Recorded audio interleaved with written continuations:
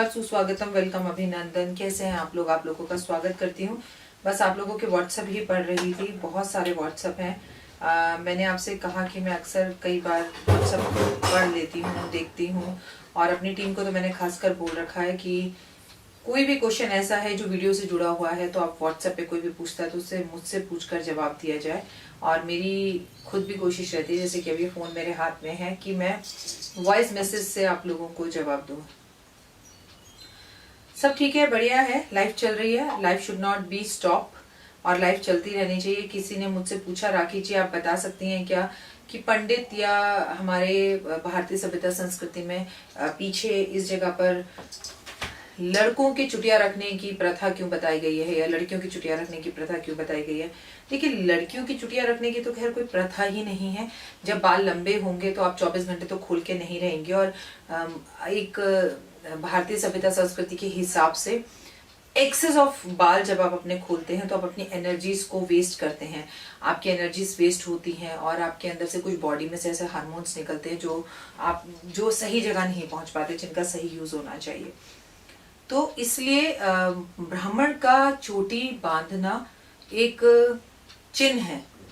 जैसे गुरुद्वारे में जाते हैं तो बहुत ऊपर से ही आपको निशान साहिब दिखाई देता है, वो लंबा सा डंडा, उस पर झंडा। जैसे गुरुद्वारे जाते हैं तो गुंबद मंदिर जाते हैं तो गुंबद दिखाई देता है, गुरुद्वारे में जाते हैं तो गुरुद्वारे का गुंबद दिखाई देता है, मस्जिद जाते हैं तो मस्जिद का गुंबद दिखाई देता है, झंडा दिखाई देता है। तो हर चीज का एक चिन्ह होता है। वैसे ब्राह्मण के दो चिन्ह पक्के हैं कि एक ब्राह्मण ने चुटिया रख रखी हो, एक ब्राह्मण ने जनेऊ पहन रखा हो।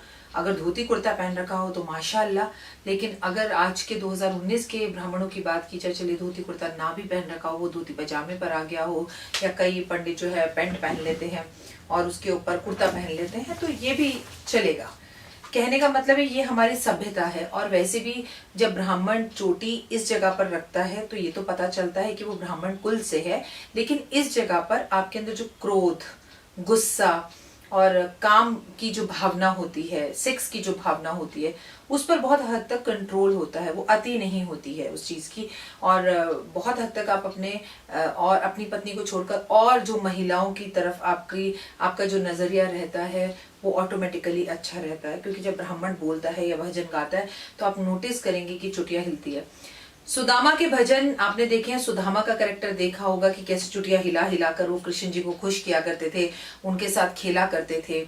ब्राह्मण थे सुदामा, गरीब थे सुदामा, लेकिन कृष्ण की दरिद्रता को उन्होंने अपने ऊपर ले लिया था।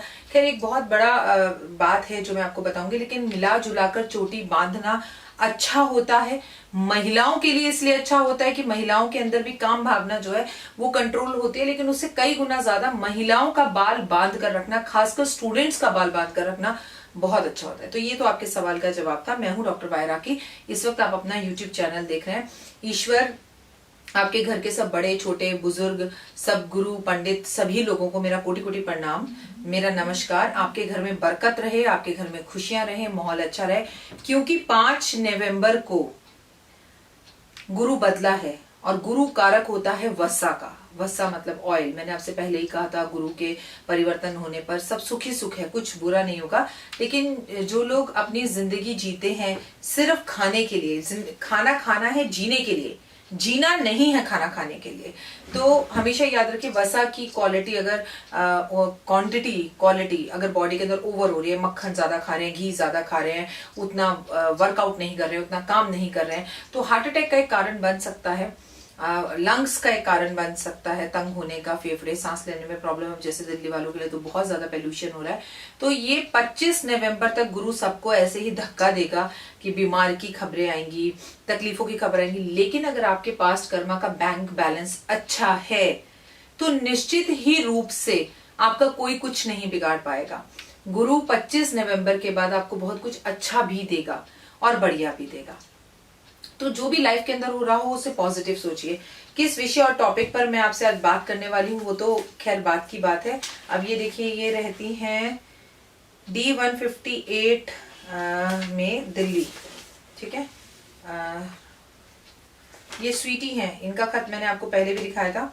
इस बार स्वीटी ने मुझे ये मोर पंख भी भेजा है। स्वीटी, आप जितनी बार भी मुझे यूट्यूब पर शो करते देखेंगे, आपको ये आपका दिया हुआ मोर पंख मेरे पास ही मिलेगा, क्योंकि मेरे पास एक शरारती बच्चा है देव, तो कभी कभी इधर उधर कर सकता है, बट ये बहुत खूबसूरत गिफ्ट है। Thank you so much. ये गिफ्ट स्वीटी ने सुरेश के लिए, मेरे पतिदेव के लिए भेजा है, और ये मैं बहुत संभाल के रखूंगी। इसके मायने हैं, अगर मोर पंख आपसे ज़्यादा पॉजिटिव कोई भी नहीं है, अगर आप हल्का महसूस कर रहे हो, घबराहट हो रही हो, तो मोर पंख हाथ में रखने से बहुत पॉजिटिविटी आती है। और दूसरी बात, ये मोर पंख अगर आपको कोई तोहफे में दे तो बहुत अच्छी बात होती है। ये इतना बड़ा सा लेटर स्वीटी ने मुझे लिखा है। स्वीटी, आपका लेटर बहुत अच्छा है माँ, आपको दोनों हाथ जोड़कर और आपके पैरों को छूकर नमस्ते नमस्ते, खुश रहो, अखंड सौभाग्यवती रहो। उन्होंने अपने दर्द की कुछ बातें, अपने बचपन की कुछ बातें मुझसे शेयर की हैं, जो I should not talk about you. किसी की पर्सनल लाइफ में आपसे नहीं डिस्कस करूंगी। चलो स्वीटी, जो भी आपने देखा, अब आप मुझे माँ के रूप में देखती हैं, तो तुम खुश रहो जहाँ रहो, और जिंदगी में बाहर आए, ऐसी मैं दिल से कामना करती हूँ। और आपने कहा कि देव को happy birthday with lot of blessings and I love you बेटा, with a lot of love. तुम्हारा परिवार सुखी रहे, खुश रहे। हम जितने भी यूट्यूब पर इस वक्त जुड़े हुए हैं, मैं तो हर रोज श्री हरि कृष्ण विष्णु से कामना करती हूँ कि सबके घर में बरकत हो, सबके मनोकामना पूर्ण हो, अच्छी हो तो भी पूरी हो, बुरी हो तो भी पूरी हो। मन को एक बार सुकून मिलना चाहिए कि मेरी इच्छा पूरी हुई। कई बार हम द्वेष और गुस्से में बुरी बातें भी मान लेते हैं भगवान से।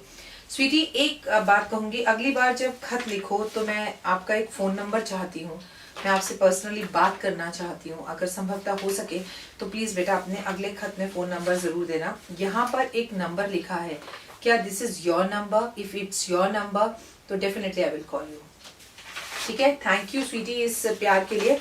आपके सारे खतों को मैं संभाल के फाइल में रख रही हूँ, इट मीन्स अ लॉट। कौन खत लिखता है आज के जमाने में? पिछली बार भी जब तुमने मुझे खत लिखा था तो मुझे अमिताभ बच्चन जी की, उनके पिता के साथ खत लिखी हुई बात याद आ गई थी, और इस बार भी तुमने मुझे खत लिखा, तो ये मेरे लिए बहुत सम्मान की बात है। मैं झुककर तुम्हें प्रणाम करती हूँ और कोटि कोटि आशीर्वाद देती हूँ। देखिए, कार्तिक का पावन महीना चल रहा है। आप कहेंगी राखी जी वाओ क्या बोल रही हैं? मैं बिल्कुल सही कह रही हूँ। गुजरात में और साउथ में कार्तिक का पावन महीना अभी भी चल रहा है, क्योंकि वो लोग हमसे 15 दिन बाद कार्तिक का महीना मनाते हैं और 15 दिन बाद तक मनाते रहते हैं। तो अगर आप गुजरात से और साउथ से हैं और आप कार्तिक का पावन महीना बना रहे हैं और अभी तक आपने वो कुछ उपाय नहीं किए जो आप कार्तिक के पावन महीने में कर सकते थे, तो ये वीडियो आप ही के लिए। जमकर दीपदान कीजिए। आप शालिग्राम ले लीजिए, शालिग्राम के अंदर 10 रुपए का नोट रखकर उसे मुट्ठी बंद करके ब्राह्मण के हाथ में दे दीजिए। एक आटे का दिया बनाइए, उसके अंदर चांदी का एक छोटा सा दिया रखिए, सोने की एक बत्ती रखिए, उस दिए को जलाकर ब्राह्मण के हाथ में दे दीजिए। ये आप देव दिवाली पर भी कर सकते थे, लेकिन वो निकल गई है, और आपके यहाँ भी साउथ में और गुजरात में कार्तिक का पावन महीना चल रहा है। लेकिन अगर हम अपनी बात करें, मैं नॉर्थ में हूं, तो हमारे यहाँ भी माघ शीश का महीना चल रहा है, जब कृष्ण और राधा की खासकर पूजा होती है, जब दो प्यार करने वालों की पूजा होती है, जब मुरलीधर की पूजा होती है। कार्तिक में आप बहुत सारी पूजा नहीं कर पाए, पीरियड्स की प्रॉब्लम हो गई, किसी के घर में डेथ हो गई, घर में किसी की शादी थी, इमरजेंसी हो गई। हालांकि शादी नहीं हो सकती कार्तिक में, क्योंकि जब देव सो रहे हो तो शादी नहीं होती। अगर अभी भी आपके हाथ से कोई ऐसा मौका छूट गया है तो आप बिल्कुल ना घबराएं, क्योंकि इस माघ शीश के पावन महीने में जो इस वक्त चल रहा है, गुजरात के लिए और साउथ के लिए कार्तिक का महीना है, बिल्कुल है, लेकिन आपके लिए मार्ग शीर्ष का ये पावन महीना चल रहा है। इसमें आप कृष्ण भक्ति कर कर, पूजा कर कर, या जो उपाय आपने नहीं किए उन उपायों को कर कर, खासकर सत्यनारायण भगवान की कथा कर कर बहुत सारी अच्छी चीजें कर सकते हैं। विष्णु चक्र पूरी तरह से तैयार है, पतिदेव की तबीयत अब बिल्कुल सही है। मैं बैक टू द पवेलियन काम पर आ गई हूँ। वन डे आपको एक एक वीडियोस मिलेंगी। मैं आपको कल और परसों में विष्णु चक्र की फोटो दिखाऊंगी, पूजा के बारे में बताऊंगी, उसकी पद्धति के बारे में बताऊंगी, कैसे इसके लाभ हैं वो बताऊंगी, और क्यों मार्गशीर्ष के महीने में ही इसे अपने घर में स्थापित करना है और इसे कहाँ स्थापित करना है। तो बिल्कुल भी अगली आने वाली 2 वीडियोस आपसे चूक ना जाएं। प्लीज चैनल को फॉलो कर ले, लाइक कर लें, सब्सक्राइब कर लें और लोगों को इसके बारे में बताएं। हरि विष्णु की महा कृपा आप पर हो। मैंने बहुत कम विष्णु चक्र जो है अभिमंत्रित किए हैं, जिसमें से ऑलरेडी मुझे कुछ विष्णु चक्र किसी को देने हैं जो मैं कमिट कर चुकी हूँ। बाकी फर्स्ट कम फर्स्ट आपका भाग्य है कि विष्णु चक्र आपको मिले, आपके घर तक पहुंचे और आप उसकी जो है पूजा करें। बड़े खूबसूरत से डब्बे के अंदर है, उस डब्बे में ही विष्णु चक्र को रखना है और घी का दिया जलाएं। अब श्री हरि विष्णु का जब चक्र चल जाए और वो आपके घर पहुंच जाए, खासकर जिनके घर में पोटली नहीं पहुंच पाई या नहीं ले पाए या जिन्होंने वीडियो लेट देखा था, तो वो ये चीज मिस ना करें। बहुत सारी बातें बहुत दिन से खुलकर नहीं कर पाई हूँ आपसे, तो बहुत सारी बातें आपसे करनी थी। जैसे एक लड़की ने मुझे व्हाट्सएप किया, राखी जी मेरी मदद कीजिए, आप मुझे बताइए मैं उस लड़की की क्या मदद करूं। मेरे हस्बैंड बहुत शराब पीते हैं, मेरे हस्बैंड शराब पीकर मुझे मारते हैं, मेरे हस्बैंड पड़ोसियों को इकट्ठा कर लेते हैं, हमारी बदनामी हो जाती है। देखिए, इस विषय पर मैं खुलकर बोल चुकी हूँ कि गलत बात को बर्दाश्त करना बहुत गलत होता है। आपके हस्बैंड से ज्यादा गलत आप क्या है। अब जब पड़ोसियों को सब बात पता ही है, सब बातें खुलकर हो ही रही हैं, तो आप 100 नंबर पर फोन करिए, उनको डांट पड़वाइए, उन्हें डर दिखाइए, शायद वो सुधर जाएं। लेकिन आप सोचे कि राखी जी कोई एक घुट्टी पीकर दे दें, पिलाकर दे दें, मुझे एक चमत्कारी लौंग या इलायची दे दें, मैं खिलाऊं और शराब छूट जाए, तो किसी और के चक्कर में भी मत पड़िएगा। शराब की लत शनि की वजह से होती है, और शनि की अगर बात की जाए तो 19 साल की दशा होती है शनि की, जो अपने आप में बहुत बड़ी दशा होती है। या राहु की दशा में इंसान शराब पीता है, जो 18 साल की होती है। अपने आप में बहुत बड़ी दशा है, ये बहुत लंबा समय है। आदमी खुद ही खत्म हो जाता है, पर शराब नहीं छूट पाती है। और शराब जब छूटती है, जब इंसान उसे अंदर से छोड़ना चाहता है, उसे आप या मैं नहीं छुड़ा सकते। फ्रेंकली स्पीकिंग मैं आपको बता रही हूँ, अंदर से एक विल पावर होती है, अंदर से एक इच्छा होती है, मन होता है और दिल करता है जब चीजों को करने का, तब समझ में आती है। ऊपर से घर वाले क्या करते हैं कि लड़ना झगड़ना शुरू कर देते हैं, ऊपर से घर वाले ताने देना शुरू कर देते हैं। बीवी जो है घर में ससुराल वाले आए या मायके वाले आए तो बस बुराइयां ही गिनना शुरू कर देते हैं, तो इंसान फ्रस्ट्रेटेड हो जाता है और उस चीज की तरफ और भागता है। हमेशा शराबी की शराब छुड़ाने के लिए उसके साथ एक मीठा और अच्छा व्यवहार करना पड़ेगा, उसे प्यार देना पड़ेगा। आखिर ऐसा क्या है कि रोज शाम को उसको लत के सिवा, ये लत पड़ी क्यों, ऐसी क्या चीज है जो पत्नी में या परिवार में उसको दिखाई नहीं दे रही है, जो रोज शाम को उसको 6 बजे ठेके पे दिखाई देती है। तो यहाँ हमें ना चीजों को समझना पड़ेगा और परिवार को प्यार देना पड़ेगा। जिस दिन अपन लोग ये चीजें समझ जाएंगे, उस दिन चीज बड़ी हो जाएगी। बहुत शॉर्ट में एक छोटी सी कहानी सुनाती हूँ। एक जंगल के अंदर एक मोर था, उसे एक मोरनी से प्यार हो गया। उसने मोरनी को जाके प्रपोज किया और बोला कि मैं तुमसे शादी करना चाहता हूँ। मोरनी ने बोला तुम्हारे दोस्त कितने हैं? उसने कहा मेरा एक भी दोस्त नहीं है। मोरनी ने शादी के लिए मना कर दिया। मोर को बड़ी विचित्र बात लगी, लेकिन मोर के पास एक बूढ़ी मोरनी गई, मोरनी के पास एक बूढ़ी मोरनी गई और बोली वो लड़का अच्छा है, तो उससे शादी कर ले। मोरनी ने उससे कहा कि अम्मा मैं शादी तो कर लूंगी, लेकिन तब जब इसके दोस्त बन जाएंगे। मोर ने धीरे धीरे दोस्ती करना शुरू करी और उसकी दोस्ती एक चिड़िया से हो गई, उसकी दोस्ती एक कछुए से हो गई। कुछ समय बाद मोरनी ने उसे शादी कर ली, पति पत्नी के रूप में रहने लग गए। कुछ शिकारियों ने मोर और मोरनी को देखा और नीचे मोर और मोरनी ऊपर पेड़ पर बैठे थे, उन्हें अंडे भी हो गए थे, उनके बच्चे भी थे। तो इतने में शिकारी बोल रहे थे कि यहाँ कुछ नहीं मिल रहा है, हम मोर और मोरनी को पेड़ पर चढ़कर मार लेते हैं और इनके अंडों को भी ले लेते हैं, इनके बच्चों को भी मार डालते हैं। ठीक है, जो भी है, बच्चा मोर को अंडा होता है कि बच्चा होता है, I am not clear that, लेकिन ये कहानी आपको बहुत कुछ सिखाएगी जिंदगी में। तो उसने शिकार सब सुन लिया। अब मोर बेचारे घबरा गए, उन्होंने जो है चिल्लाना शुरू किया। जंगल की भाषा दूसरे दोस्त भी जानते थे, सारे दोस्त आ गए, इधर कछुआ भी आ गया, इधर चिड़िया भी आ गई।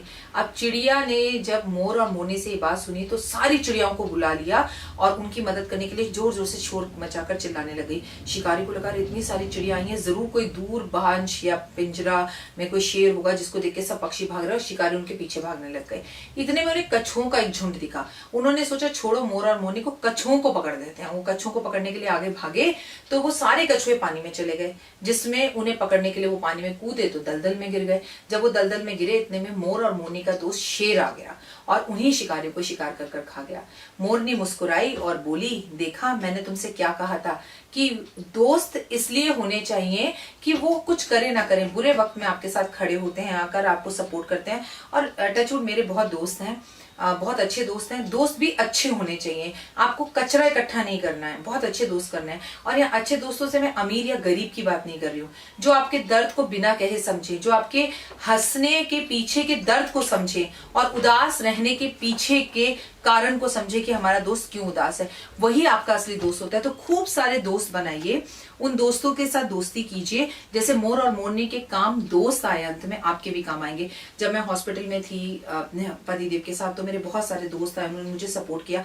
वो डॉक्टर नहीं थे, लेकिन जब आप बहुत तकलीफ में होते हो तो कोई आपको अगर हौसला देता है तो आपको बड़ी हिम्मत पड़ती है।